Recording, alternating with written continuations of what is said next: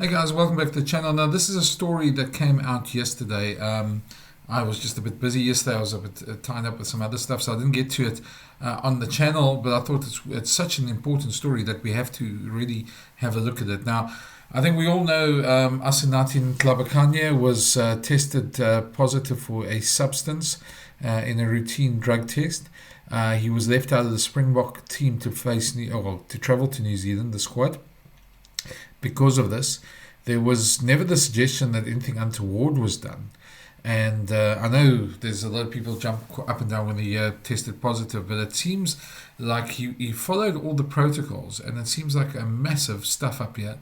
On the evidence that we've seen, unless there's other evidence, are by some of the medical personnel that handled him, because his career could be on the line now, and it looks like he could be banned for at least 2 years, and this feels very wrong and very unfair on one level. But the laws are there for a reason, and there are players who obviously misuse them, and that's why the drug laws are there. I just want to point to quickly an article that was in the Daily Maverick yesterday, which was exceptionally good, well researched by a friend of mine, great journalist Craig Ray, who unpack the entire thing. And I think we should go through it, and I'll make some comments along the way about just my experience, because I've been obviously involved in a couple of these sort of stories as well with Apia Dianti and a couple of the others. And just I know the way that they're looked at by the governing bodies, by WADA and by the South African Institute of Drug-Free Sport. I think there is some context, and you've got to give, before you condemn Asenathi Ntlabakanye, there is some context to this one, and so please follow along, and you'll hear the entire story being unpacked, and then you can make up your own mind. He's got to obviously face the consequences, because there are laws that have been they are there for transgressions of doping, and unfortunately, as innocent as it sounds, he has been charged with 2 cases of contravening these laws. So let's get into it. I'm going to link Craig's article in the comments down below. So have a look there if you want to go read the entire article yourself, and please support the guys there. Some great work done by them as well. Okay, so this is the story that came out. Bok Prop facing 4-year ban on second doping charge relating to prescribed medication.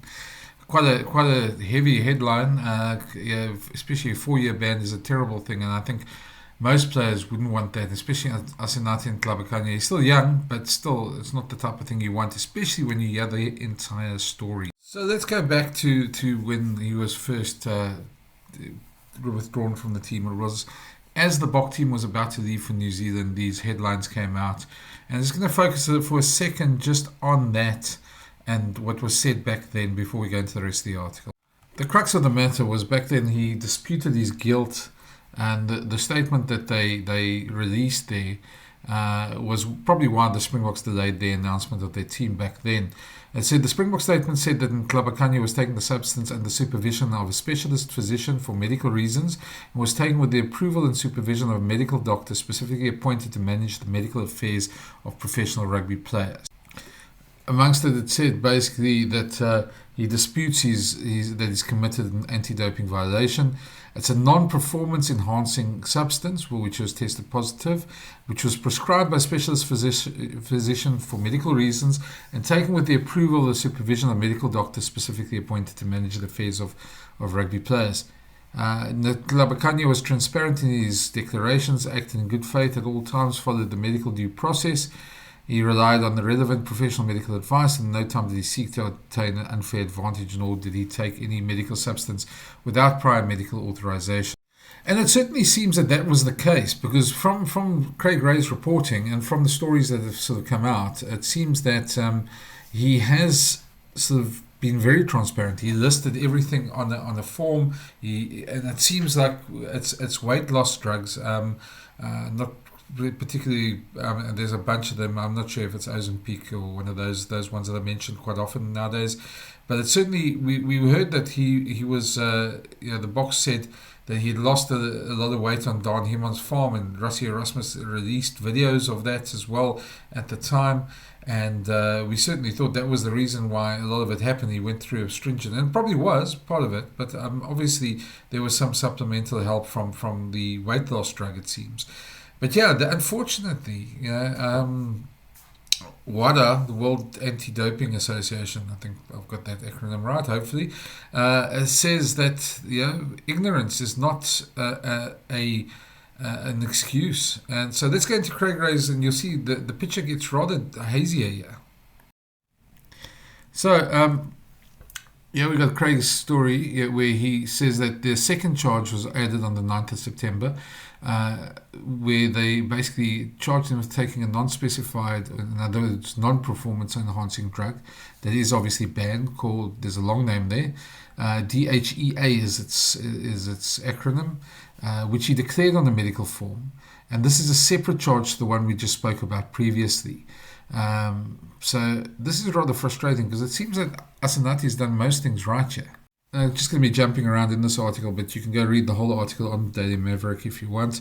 It says that he declared this DHE on the form. It appears after he specifically checked it with 2 medical professionals. The names are known to Daily Maverick and was cleared to take it.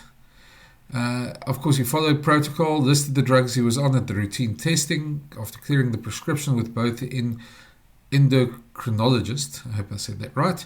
He had seen to address his weight issues and another sports doctor.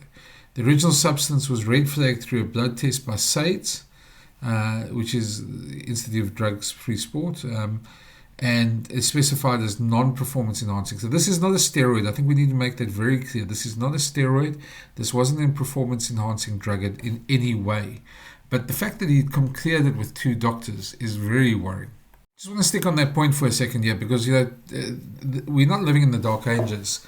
Players know, they're very aware of the protocols, they're very aware of what's allowed and what's not, and there are team doctors, and especially Springboks, have got a whole SA Rugby medical department behind them that should be advising them, and it seems this is done. So obviously the mess up here from the reporting seems to be on the doctor's side, which, if it's a loss of earnings, could be quite a big court case if Asenathi decides to legally pursue this, because I think if he's done everything right, if he's asked the doctors to clear it and they've cleared it and he still gets tested positive, players can't be expected to have the medical knowledge that doctors have on these things, and I feel for Asenathi here, because it feels like this is really a travesty. But we'll go deeper into the article and you'll see it gets a bit worse now. My understanding is it was weight loss drugs, so they were prescribed for that reason, and obviously his weight loss was one of the reasons, I suppose the effects of it. But I think Craig also puts it, it's important to emphasize that the drugs were prescribed and cleared for by 2 medical professionals. He's not currently suspended, that's what it also says, and SARA's original statement, as Craig points out here, is definitely pointing fingers at the doctors. Especially that part where he's transparent in his declarations, and apparently at that time, it's right at the bottom there, it says that they didn't mention the other charge because he hadn't been charged at that point with that. They were just Craig's article just referencing the 19 kilogram loss that he had that used on him on his farm, stole down, as they joked about at that stage, to help him lose that weight. But we're still getting to the crux of the matter, because under WADA's regulations, a specified substance is unlikely to be given any performance-enhancing benefits. So lenient sentences are therefore applied, but a sentence is still the main words there that you go look at it. It says here, however, when the testing officers arrived, Ntlabakanye, seemingly in good faith, listed the full set of ingredients and medication he was taking on the form. A second medication he listed contains the DHEA, and that because it is a non-specified drug, and the category it falls into comes with heavier sanctions. It goes into quite specifically. The DHA can lead to an increase in the body's levels of androgens such as testosterone. So I've heard about this DHA before, increasing testosterone levels and helping people with low testosterone as part of a treatment for that. I actually know some people who are on it. They're obviously not athletes, but when the testosterone comes in, you can just think of all the articles of positive dope testing in terms of testosterone. And Craig asks you a very important question. Why was it subscribed? Because while nowadays weight loss medication is quite commonplace, it seems to be quite commonplace, and growing, the weight loss medication here, and the sports doctors should know, and an endocrinologist should know what's on the ban list. I mean, you people seek out medical professionals with that sort of knowledge for a reason. Yeah. There's obviously, Craig goes into DHEA, he has obviously got some differing versions of logic about whether it's effective or not.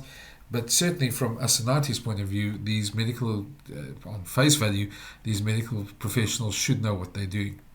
And this is where we come to the big problem here, because WADA and anti-doping codes in general operate on a strict liability. Quite simply, athletes are fully responsible for what goes into their bodies, regardless of medical advice.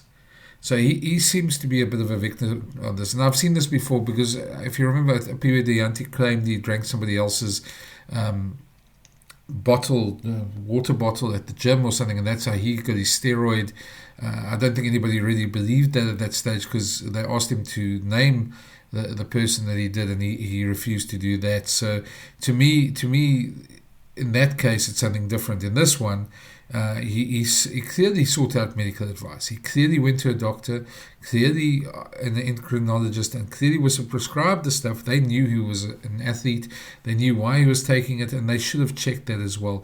So unfortunately, WADA and SA SAIDs are, there's the strict liability thing. I've seen this before, that because everybody obviously when they get tested positive declares innocence.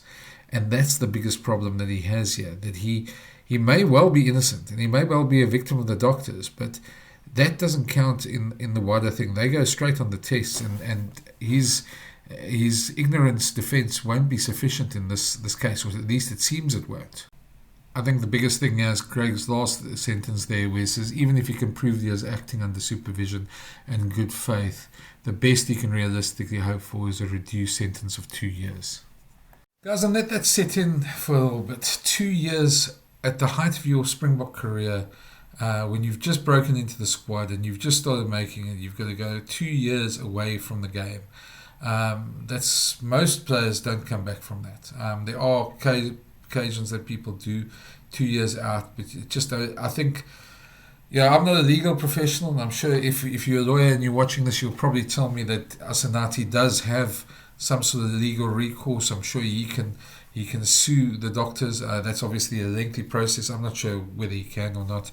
At the end of the day, from WADA and SAID's point of view, he should know what's going into his body, and that's what they're going to act upon. But there's certainly a loss of earnings here. There's a reputational damage claim I can think of. I would think would be around there.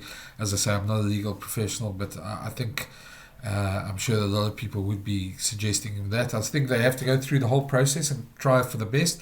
I'm hoping he gets some great legal advice and he can get himself out in some way as well. Either way, it's a tough call for Asenathi. It's really a tough situation, and I really feel for the guy because it seems he did everything right. It seems he did, from the reporting and everything I've seen, from everything I've heard. It doesn't seem like he's your classic doping offender. It seems like he's really a victim here of the circumstances. So, but I don't think that's going to really matter, unfortunately. If you've got any experience of this and you are watching this video and you want to leave in the comments, please, I'd love to hear your thoughts on this. Any legal professionals can talk a bit about the possibility of a claim. Obviously, these are early days. They're still trying to fight the case, but it seems that he's fighting a bit of an uphill battle here. I don't know what to say about this because it really seems like a really promising Springbok career cut short very quickly, and rather frustratingly, to be very honest, because these type of things you think wouldn't happen in a professional game. But maybe something else comes out. Maybe we learn more later. I don't know. But on the face of it right now, this is certainly the way it looks, and I do feel sorry for the guys. I think in due course the medical professionals' names will come out. There's obviously legal processes going on, so We'll have to see. Anyhow, thank you for watching. Please leave your comments below. Let me know what you think. What do you think about Asenathi's plight? Is he a victim? Is he unfortunate, or should he have known what's going into his body? Either way, you got to feel for the guy. That's a tough one. So if you haven't already, please smash that subscribe button, give us a thumbs up, and let me know your comments.